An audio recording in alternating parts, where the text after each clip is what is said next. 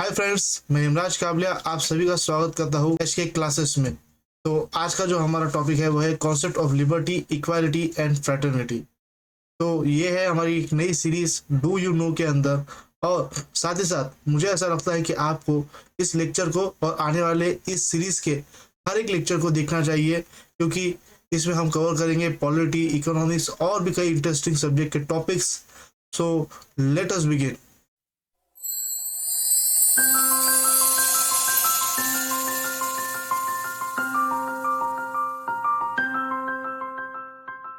तो फ्रेंड्स, यहाँ पर आप देख सकते हैं ये मेरा फेसबुक लिंक और ये है मेरे टेलीग्राम चैनल का link for the latest update and PDF. तो आज के लेक्चर की शुरुआत हम करने जा रहे हैं डॉक्टर बी.आर. आम्बेडकर के एक बहुत ही फैंटास्टिक कोट से, जो कि है I like the religion that teaches liberty, equality and fraternity. Doctor Ambedkar जो कि काफ़ी अच्छे सोशल रिफॉर्मर रह चुके हैं और साथ ही साथ हमारे देश के कॉन्स्टिट्यूशनल मेकर भी रह चुके हैं। तो डॉक्टर आम्बेडकर की इस बात को हम आगे काफ़ी डिटेल में एनालिसिस भी करेंगे कि क्यों उन्होंने ऐसा कहा, और साथ ही साथ इसका इंप्रेशन हमें कहाँ हमारे देश के कॉन्स्टिट्यूशन में देखने को मिलता है। तो दोस्तों, आपके लिए क्वेश्चन फॉर द डे है, from which country does Indian constitution makers taken an idea of fundamental? France, USSR, England या कनाडा? इस वीडियो के आखिर में आपको इसका जवाब मिल जाएगा, तो हमारे साथ बने रहिए। आज का टॉपिक काफी ज्यादा इंटरेस्टिंग होने वाला है। तो दोस्तों, फ्रेंच रिवॉल्यूशन 1789।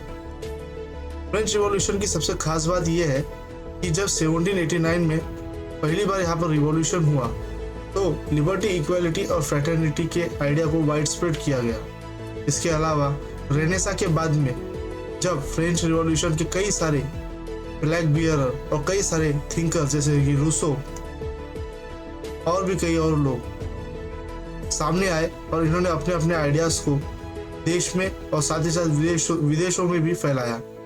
इसके अलावा दिसंबर 1719 का जो स्पीच हुआ था, खास तौर से रोबेस्पियर, ये नाम आपने सुना ही होगा, जो कि काफी हद तक खतरनाक व्यक्ति था और साथ ही साथ इसी व्यक्ति ने रेन ऑफ टेरर को बढ़ावा दिया। इसके अलावा बुलेटिन, जो कि आपने टॉम एंड जेरी या फिर कई अदर कार्टून्स में भी देखा होगा। साथ ही साथ साइड में जो एक क्लिपिंग आपको दिखाई जा रही है, एक जो इमेज आपको दिखाई जा रही है, इस इमेज को आप ध्यान से देखिए तो आपको ध्यान में आएंगी ये बात कि किस तरीके से कई लोगों की निर्मम हत्या रोबेस्पियर ने की और लिबर्टी, इक्वालिटी और फ्रेटर्निटी को काफी हद तक हटाने की कोशिश की। इसके अलावा फिर से एक बार हमें नेपोलियन के साथ में ये सारी चीजें उठ करके देखने को मिलती है। चलिए आगे बढ़ते हैं। फ्रेंच रिवॉल्यूशन के बाद में जब हम आगे बढ़ते हैं तो 1848 के अंदर खास तौर से ट्री ऑफ लिबर्टी को पोप ने, उस समय के जो प्राइस थे, उन्होंने प्लांट किया ताकि ये एक सबूत बन सके और एक मैसेज जाए पूरी वर्ल्ड कम्युनिटी को कि लिबर्टी, इक्वालिटी और फ्रेटर्निटी फ्रेंच रिवॉल्यूशन के बाद ही इस पूरी दुनिया को मिली है। और साथ ही साथ आगे चल करके लिबर्टी, इक्वालिटी और फ्रेटर्निटी को एक प्रिंसिपल के रूप में एक्सेप्ट भी किया गया। जैसा कि मैंने आपको पहले भी कहा था, यही रूट्स है असली लिबर्टी, इक्वालिटी और फ्रेटर्निटी के। अब सवाल ये भी आता है कि इन तीनों का, लिबर्टी, इक्वालिटी और फ्रेटर्निटी को हम साथ में ही क्यों इनका नाम लेते हैं। आगे जाकर के इस वीडियो में मैं आपको इससे जुड़े हुए कई सारे इंटरेस्टिंग फैक्ट भी एक्सप्लेन करने वाला हूँ, तो हमारे साथ में बने रहिए। तो आगे चल करके क्रिश्चियन जो कॉन्नोटेशन था फ्रेटर्निटी का, उसे भी नहीं एक्सेप्ट किया गया। ऐसा क्यों हुआ? इसके पीछे कारण यह था कि क्रिश्चियन की जो फ्रेटर्निटी मतलब बंधुभाव था, वो एक अलग ही लेवल पर था, और जबकि कॉन्स्टिट्यूशन के अंदर उसके लिए किसी प्रकार की कोई भी जगह रेनेसा के जो स्कॉलर्स थे जैसे कि रूसो और बाकी सब, उन्होंने बिल्कुल भी नहीं कहा था। अब यहाँ पर एक और कॉन्सेप्ट की अगर मैं ब्रीफली इसको डिस्क्राइब करूँ कि हम कई बार कहते हैं हमारे देश के अंदर धर्मनिरपेक्षतावाद की हम बात करते हैं, तो धर्मनिरपेक्षतावाद क्या है? वेस्टर्न फिलोसोफर्स जो है जैसे कि रूसो और बाकी जो कि रेनेसा के स्कॉलर्स थे, उनका कहना है कि जो क्रिश्चियनिटी है या फिर मोर स्पेसिफिकली जो रिलीजन है और साथ ही साथ जो पॉलिटिक्स है, पॉलिटिक्स मतलब पॉलिटिक्स बाय द प्रिंस और बाय द कॉन्स्टिट्यूशन, कोई भी तरीके की पॉलिटिक्स हो वो रिलीजन से हमेशा डिफरेंट होनी चाहिए। मतलब क्लियर यहाँ पर हमें डिवीजन देखने को मिलता है। जबकि इंडिया के अगर कॉन्टेक्स्ट में मैं कहना चाहूँ इंडिया के, तो यहाँ पर हमें क्लियर कॉन्टेक्स्ट में हमें डिवीजन देखने को नहीं मिलता, सेपरेशन देखने को नहीं मिलता। इसलिए कई बार सर्वधर्म समभाव की बात कही जाती है कि सभी धर्मों को हम एक नजरिए से देखते हैं, ना कि धर्म निरपेक्षतावाद, मतलब पूरी तरीके से हम उसे फॉलो नहीं करते, जो कि वेस्टर्न अंडरस्टैंडिंग है। हमारा जो धर्म निरपेक्षतावाद है वो सर्वधर्म समभाव से जुड़ा हुआ है, और इसीलिए कई बार हमारे देश के मौजूदा लीडर्स ने भी इसे संसद में भी कहा है, जैसे कि राजनाथ सिंह जी, जो कि होम मिनिस्टर एक समय पर रह चुके हैं, उन्होंने मोदी 0.1.0 के अंदर, मतलब पहली बार जब 2014 में मोदी गवर्नमेंट आई उस समय भी ये बात संसद में उन्होंने कही थी। तो आगे बढ़ते हैं। फ्रेंच रिवॉल्यूशन के मोटोस की अगर बात की जाए तो मोर स्पेसिफिकली ये आगे चल करके हमें और भी ज्यादा क्लियरली दिखाई देने लगे। अब फ्रांस से रिलेटेड अगर एक बात मैं आपसे कहना चाहूँ कि फ्रांस में एक बार रिवॉल्यूशन नहीं आया बल्कि कई बार रिवॉल्यूशन आया है। तो अभी मेरी कॉन्स्टिट्यूशन जो है, जो अभी तक चल रहा है, तो अक्सर फ्रांस में आपको रिवॉल्यूशन देखने को मिले, कई बार संविधान बदले गए, और इसीलिए कई बार आपको देखने को मिलेगा कि अलग अलग विचारधाराएं वहां पर आती रही है, लेकिन लिबर्टी, इक्वालिटी, फ्रेटर्निटी को कोई हिला भी नहीं सका। कॉइन्स और पोस्टर स्टैम्प्स पर भी आज हमें वो देखने को मिलते हैं। तो आगे बढ़ते हैं। एक बहुत ही जबरदस्त फेज हुआ था पूरे फ्रेंच रिवॉल्यूशन में, जिसकी बात की है बगैर फ्रेंच रिवॉल्यूशन कभी पूरा नहीं हो सकता, जैसे नेपोलियन का एरा। तो नेपोलियन ने जब 1900 के करीब में नेपोलियन ने जब तकरीबन 1800 के करीब में अपनी पूरी सत्ता हासिल की थी, तो 1800 से 1815 तक नेपोलियन का पूरा जो राजपाट था वो निपट चुका था। बैटल ऑफ वाटरलू के अंदर नेपोलियन की हार के साथ ही नेपोलियनिक कोड भी पूरी की पूरी तरीके से यूरोप से हटाए गए। हालांकि उसका इंप्रेशन आज भी हमें देखने को मिलता है। जैसा कि यहाँ पर कहा गया है कि 1816 के अंदर लास्ट ऑफिशियल पब्लिकेशन हुआ था सिविल कोड्स का। तो यहाँ पर बहुत ही इंपॉर्टेंट बात यह है कि नेपोलियन ने कुछ हद तक लोगों को रिवायतें तो दी, लेकिन इसमें एक चालाकी नेपोलियन ने की, इसके बारे में मैं आगे तो और भी ज्यादा डिस्कस करूंगा जब एक कंपैरेटिव एनालिसिस आपके सामने इंडियन कॉन्स्टिट्यूशन का और साथ ही साथ फ्रेंच रिवॉल्यूशन से जुड़े हुए कुछ तथ्यों का मिला करके मैं करूंगा। तो हमारे साथ में बने रहिए। लेकिन यहाँ पर मैं आपको कुछ एक बात यहाँ पर जोड़ करके बताना चाहूंगा, वो ये है कि लिबर्टी, इक्वालिटी और फ्रैटर्निटी, इन तीनों में से नेपोलियन ने इक्वालिटी और फ्रैटर्निटी तो दी, लेकिन लिबर्टी को देने से इनकार किया। अब आप कहेंगे कि दो दिए हैं, एक को क्यों नहीं दिया? इसके पीछे कारण यह था कि अगर किसी के पास आप लिबर्टी दे देते हो, है ना, अगर आपने किसी को कुछ लिबर्टी दी तो वो कर सकते हैं रिवोल्ट, और रिवोल्ट से पहले वो कर सकते हैं आपको अपोज, क्योंकि अपोज करेंगे उसी के बाद में तो वो चीज रिवोल्ट में तब्दील होंगी ना। तो नेपोलियन आप कितना भी कहिए, एक साधारण सोल्जर से देश के एम्परर तक की उसकी जर्नी रही है। किसकी? नेपोलियन की। तो आपको ये बात ध्यान में रखनी होगी कि जो भी तानाशाह या फिर जो भी रूलर छोटे से बड़ा होता है उसे हमेशा डर रहता है बगावत का। तो ये डर नेपोलियन को भी था, तो इसीलिए उसने लिबर्टी को देने से मना किया, हालांकि इक्वालिटी और फ्रेटर्निटी बाहर की। चलिए आगे बढ़ते हैं। तो दोस्तों, इंडियन प्रीएम्बल की बात अगर की जाए तो liberty of thought, belief, faith and worship की हम यहाँ पर बात करते हैं, जो कि हमें मिलती है फंडामेंटल राइट्स से। Equality of status and opportunity की हम बात करते हैं, जो कि फिर से हिस्सा बनती है फंडामेंटल राइट का। और fraternity and assuring the dignity की जब हम बात करते हैं तो ये मिलती है हमें फंडामेंटल ड्यूटीज से।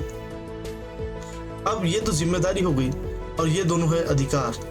आप साइड में देख सकते हो कि किस तरीके से हमारे प्रीएम्बल के अंदर अलग अलग भाषाओं का मैंने यहाँ पर आपको प्रस्तुतिकरण किया है, और आपको ये बताने की कोशिश कर रहा हूँ कि किस तरीके से देश के संविधान के अंदर हमें अलग अलग अधिकार और कुछ जिम्मेदारियां दी गई है।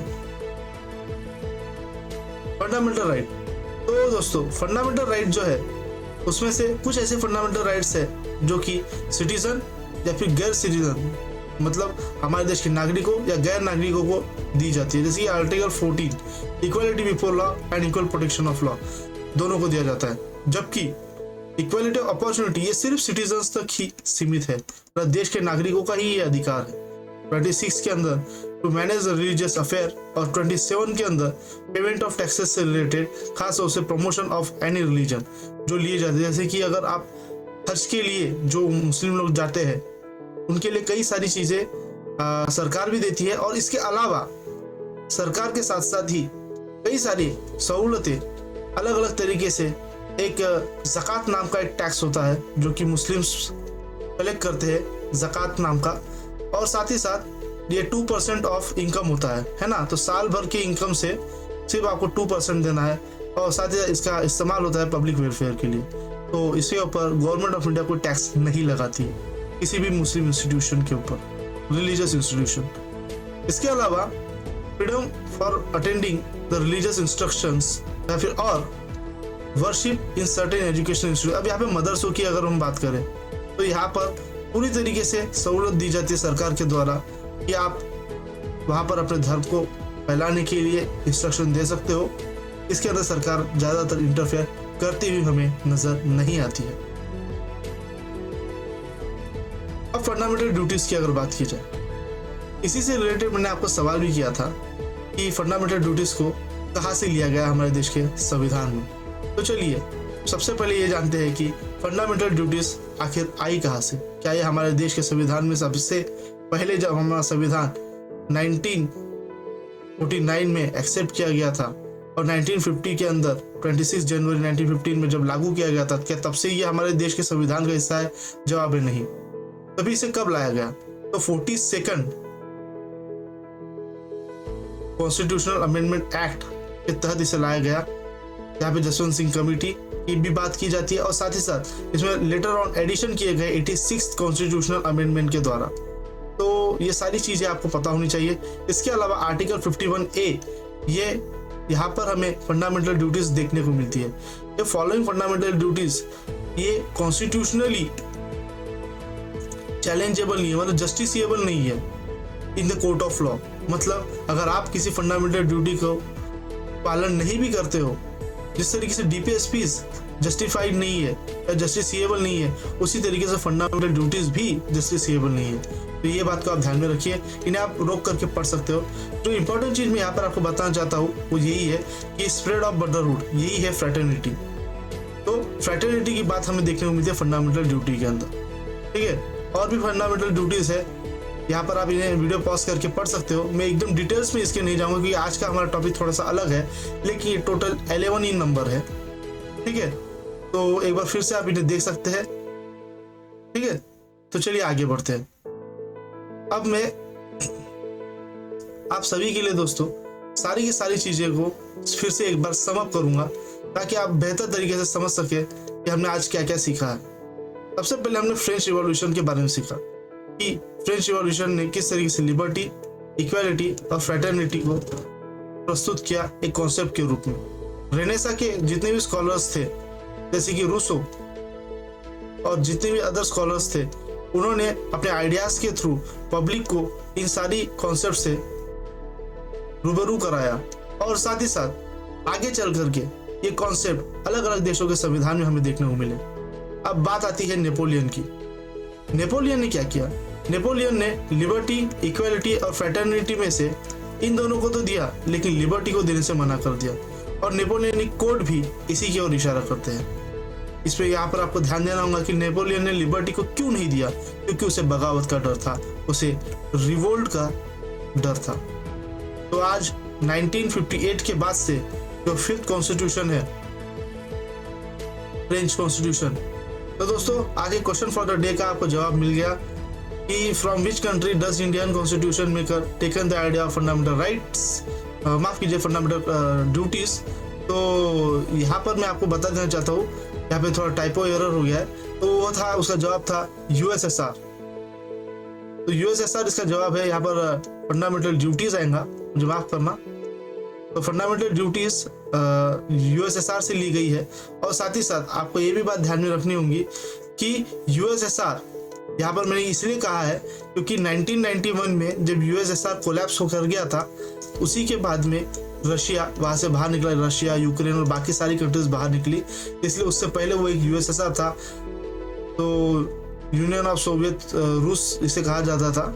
तो यहाँ पर आपको मैंने आपका जवाब भी दे दिया। हमने यहाँ पर सीखा लिबर्टी, इक्वालिटी और फ्रेटर्निटी के बारे में। मैं चाहूँगा कि अगले वीडियो के लिए आप हमें कमेंट सेक्शन में कुछ सुझाव दें और साथ ही साथ आपके नाम का शाउट आउट भी मैं अगली बार से यहाँ पर किया करूँगा। तो ये सीरीज आपको कैसी लगी, डू यू नो, मुझे आप कमेंट सेक्शन में बताइए।